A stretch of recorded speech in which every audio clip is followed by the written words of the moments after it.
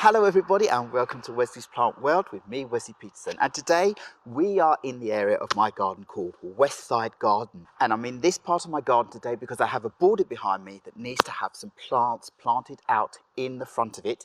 Because behind you can see I have this lovely big green wall.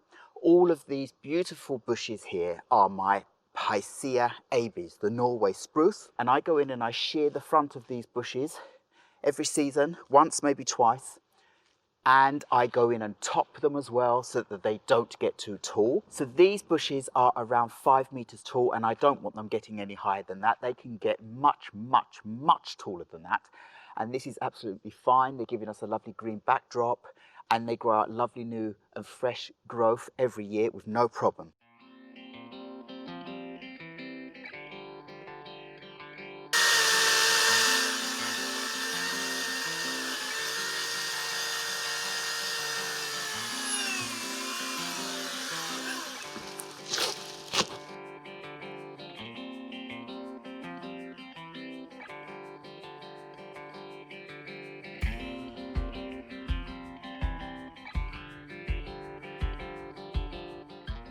So as you can see, this has gone quite well. Look at the lovely blue sky we are left with now where the trees have been taken down. The ones on the side will be left as they are, but this has really helped. But at the same time, look at the beautiful buds on these goat willow, ready to emerge next spring. These were really big trees. Look at this. We have a lot to sort out so that the evergreen spruce trees can stand up again and give us the bush that we need still. But apart from that, this is fantastic. Lots of logs for the wood burner and for making borders, and lots of branches to make soil in the borders. So everything is going to be used, but I think this is absolutely fantastic. And the fact that the sun is gracing us today as an example of what we're doing this for, there we go. Look at that beautiful sunshine.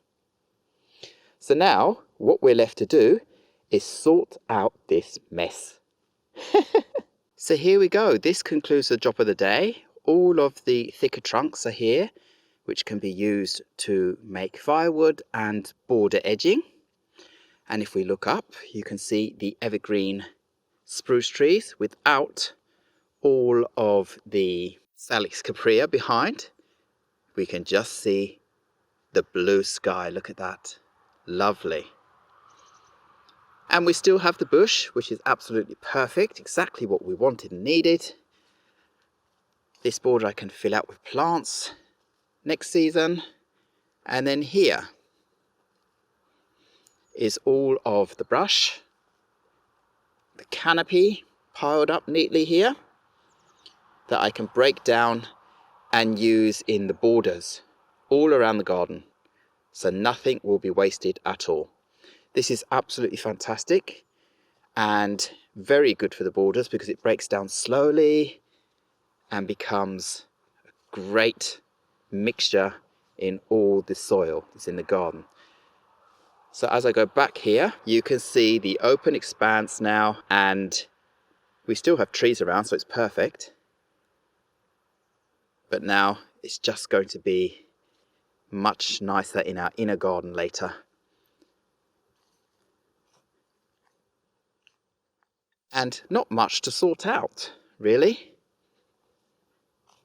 There we go.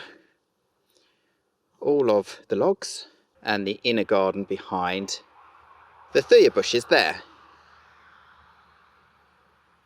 Fantastic. And all of the spruce trees that I have also topped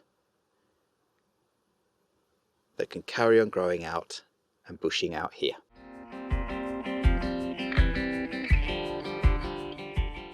So I have this little border down here. You can see that I've lined with stones in the front, and I have nothing much going on in here at the moment. You can see all the debris of when I pruned back the bush. So I'm going to plant in a couple of rhododendrons here. I want to keep the border evergreen, but I wouldn't mind having some evergreen plants that also get flowers during the summer season.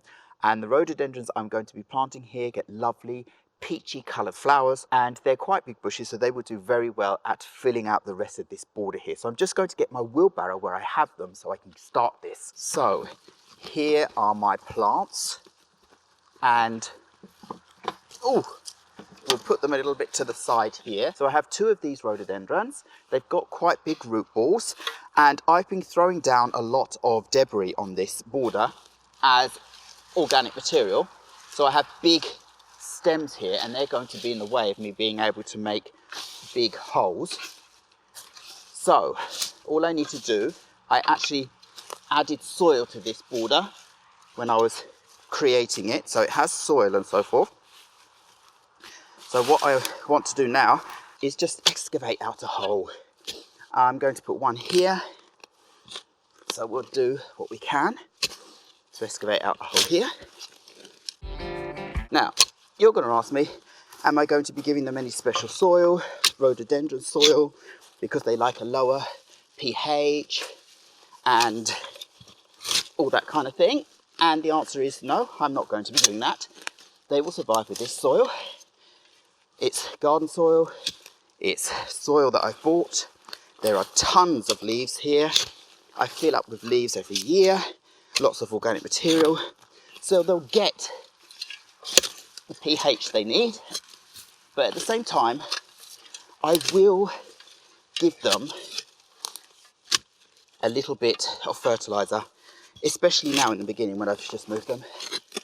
When it gets a little bit warmer, I will give them a little bit of fertilizer just to start them off, but apart from that they will be coping with this on their own as much as possible. So I think that's my first hole made. The root balls aren't deep, they're just wide. So I think I'm going to be able to put my first plant in no problem now. So that's this one here. Here we go. And in we go. Oh. So, wrong way round. I want the other side round. It's got more leaves growing on it, like that. Yes, this hole was actually absolutely perfect that I made. That looks great. So now, I just want to break up some of this soil that I'm going to be placing back around the plant. Yes, that worked out quick, easy and perfect. Pressing down, making sure my plant is in the ground well, and then I'll be done with this. So that's my first plant in. It might not look the neatest right now. I'm not worried. I just want to get something in the ground here. So this pile of debris, push it more to the back, and it will carry on breaking down as I want it to. But then I need to be able to make a hole here now. So for rhododendron number 2 here, that actually has a smaller root ball, it looks like. That is that hole done as well. There we go, it's in.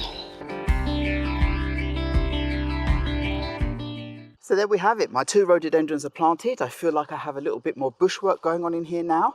That's absolutely fine for the time being. I could end up planting some more smaller plants in and around them.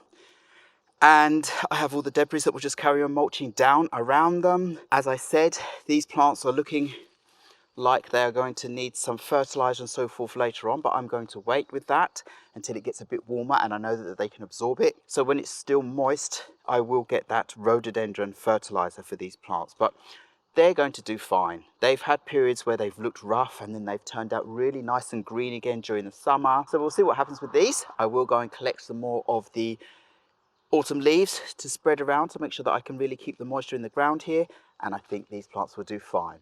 So this was just to show you that you can go in and move around rhododendrons if you feel like you need to change it up a little bit. Why not? So all I have to say now is thank you very much once again for watching this video. Please remember to like, subscribe and hit the bell so you know when my next video will be coming up.